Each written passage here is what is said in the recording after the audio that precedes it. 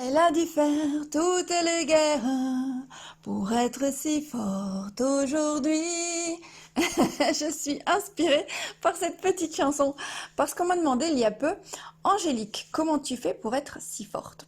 C'est pourquoi j'ai décidé de te partager dans ce podcast mes petits secrets du bonheur. Alors je ne suis pas plus forte que les autres, c'est justement parce que j'accepte mes faiblesses, parce que j'accepte que je sois humaine et imparfaite. Déjà c'est une grande libération de ne pas avoir à contrôler les choses, à faire croire que je vais bien, je n'ai pas à porter de masque. En fait, comme tout le monde, je vis des fluctuations émotionnelles, je me laisse traverser par elles. Parfois, je suis même sur les montagnes russes, mais je sais que chaque étape, notamment si c'est un deuil à faire, quel qu'il soit, ça peut être un deuil amoureux, une situation qui se termine, un changement, une étape, eh bien, je sais que chacune de ces étapes est nécessaire pour comprendre et passer à la suivante. Donc, c'est nécessaire pour avancer dans ma vie. Et toutes ces étapes nous feront vivre des émotions. Par exemple, si je vis de la colère, je sais que la colère, c'est la garante du respect. Donc je vais aller chercher, si je vis une colère, en quoi je n'ai pas été respectée, quelle est la carte des territoires que je dois délimiter. L'erreur serait de rester dans cette émotion, sans quoi en faire. L'erreur, ce serait que la tristesse devienne une dépression chronique, par exemple. L'erreur serait aussi de s'identifier à une émotion. Par exemple, si je reste toujours dans une émotion de colère, je deviens une personne colérique. Donc, un des secrets de mon bonheur, c'est d'accepter, de se laisser traverser par l'émotion, la sentir et surtout l'exprimer. Et puis, l'utiliser comme un curseur pour savoir où j'en suis, ce que j'ai à travailler. Mon autre secret du bonheur, c'est la perception d'une situation. Alors, comme tout le monde, j'ai des problèmes. Et ce n'est pas le fait d'avoir des problèmes qui est un problème, c'est ce que je vais en faire. Est-ce que cette situation est dérangeante? Est-ce que je considère cela comme un problème insurmontable? Ou au contraire, est-ce que je considère cette difficulté comme un défi, un challenge? Il est fort à parier que si tu considères que c'est un problème et que tu tournes dans ce problème, tu ne trouveras pas d'issue. Mon secret du bonheur, c'est donc d'accepter les situations, non pas par fatalité, mais de se dire, là en ce moment je vis quelque chose de désagréable, c'est quelque chose qui est en train de changer, de bouger.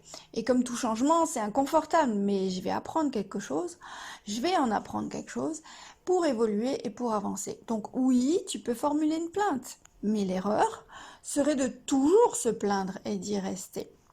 Ne fais pas la victime.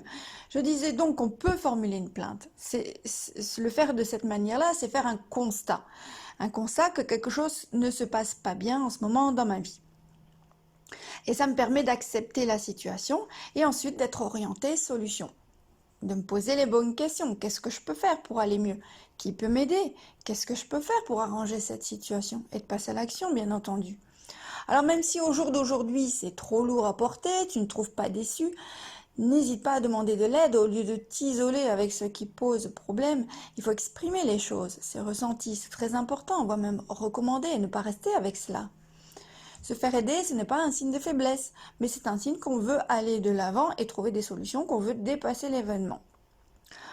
Moi-même, même si j'ai les outils pour sortir d'une situation difficile, parfois je n'ai pas assez de recul pour y voir clair, pour me rendre bien compte de ce que je pourrais faire. Donc il m'arrive de ne pas voir la situation assez objectivement et c'est normal. Donc je n'hésite pas à aller consulter un coach qui aura un avis neutre et sage pour m'aiguiller sur la bonne voie. En fait, pour être heureux, il faut surtout le décider. Donc je disais, comme tout le monde, j'ai des problèmes ou situations à régler. Simplement, après en avoir fait le constat, je décide que j'ai des actions à faire pour en sortir. C'est ce qui est important. Ce n'est pas la situation en elle-même. Ce qui est important, ce qui m'importe, c'est ce que je vais en faire. Comment je vais gérer cette situation. Et c'est là que la décision d'être heureuse est importante. C'est comme cela qu'on décide d'être heureux.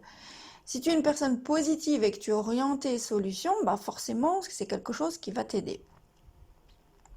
Alors comment on peut décider d'être heureux? C'est un mouvement vers ce bonheur. Je ne considère rien avec fatalité, je m'accepte tel que je suis. Si je vis des émotions, je les utilise comme un curseur pour comprendre et me dépasser. Je fais un constat, sans rester dans la plainte bien entendu, et puis quand je suis prête, je passe à l'action. Donc émotion, constat, action.